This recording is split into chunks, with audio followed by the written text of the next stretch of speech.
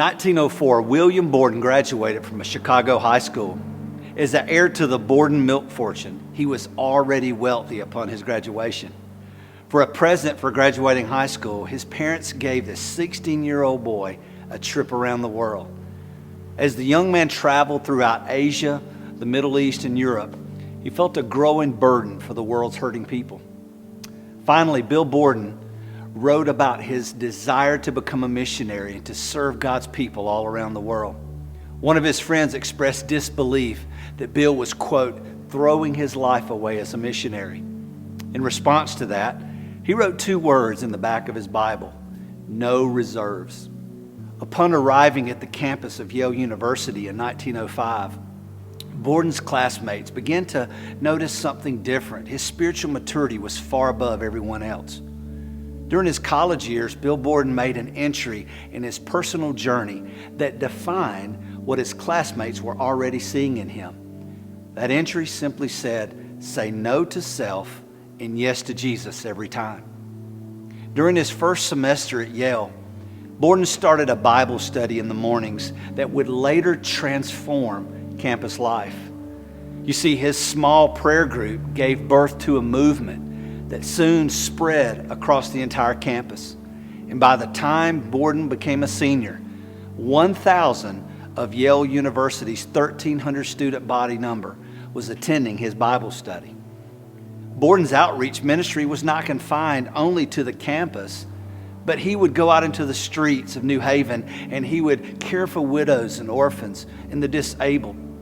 He would even rescue drunks from the streets, and he later found the Yale Hope Mission to minister to those people. Borden's missionary call later narrowed him to the Muslim Kansu people in China, and once he fixed his eyes on that call, he never wavered. Upon graduating from Yale, he turned down some of the high-paying job offers that came his way, and in the back of his Bible, he wrote 2 more words: no retreats. Borden went on to graduate work at Princeton Seminary, and when he finished his studies at Princeton, he sailed for China. Because he was hoping to work with the Muslim people, he first stopped in Egypt to study Arabic language. But while he was there, he contracted spinal meningitis, and within 1 month, 25-year-old Bill Borden was dead.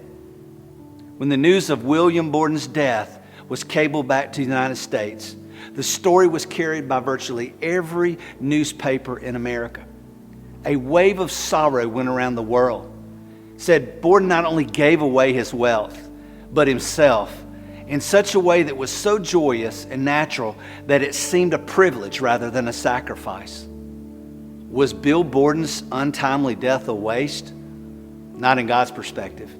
As the story has it, prior to his death, Borden had written 2 more words in the back of his personal Bible.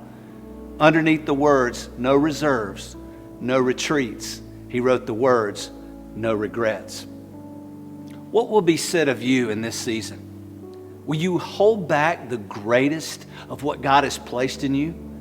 Will you in fear run away from times of difficulty? Or will you grab onto God's word and his promises and head straightway into it? And will you live out this season only to look back with the deepest of regret? Church family, we get but one shot at this life. We get but one shot at this moment. I, for one, want to be found faithful. What about you?